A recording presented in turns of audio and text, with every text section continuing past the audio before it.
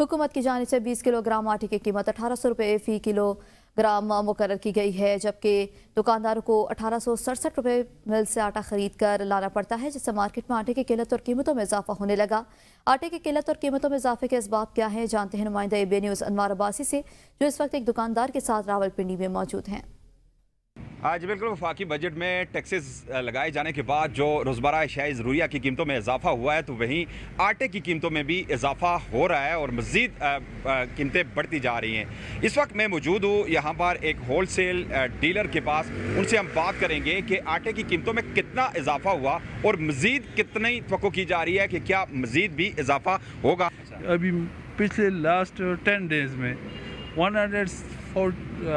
174 रुपये इजाफा हुआ 20 kg वाली में। 20 kg वाली। अच्छा, ये तवक्को ये की जा रही है कि मज़ीद इजाफा होगा, तो आप क्या तवक्को कर रहे हैं कि 20 किलोग्राम का आटे के थैला कहाँ तक पहुँच सकता है? मेरे ख्याल में तो 2500 तक जाएगा।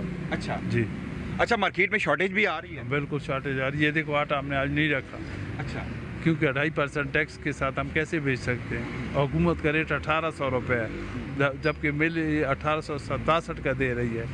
यकीनन आपने सुना कि दुकानदारों का ये कहना है कि हुकूमत की जानब से जो मुकर्रर करदा रेट हैं वो 1800 रुपये 20 किलोग्राम आटे की थैली की कीमत मुकर्रर की गई है, जबकि मिल रेट जो इस वक्त 1867 रुपये है। जबकि दुकानदारों का ये भी कहना है कि यहाँ दुकानों पर या गोदामों पर पहुँच कर वो आटा हमें 1950 रुपये में पड़ता है। अब 150 रुपये फ़ी थैली के पीछे वो नुकसान नहीं कर सकते। यही वजह है कि मार्केट से आटा भी शॉर्ट हो गया है। दुकानदारों ने जो उनके पास बचा कुचा आटा था वो भी दुकानों से हटा दिया, चूँकि अनकरीब जो आटे का मज़ीद बुरान आने वाला है और कीमतों में मज़ीद इजाफा भी हो सकता है। जी।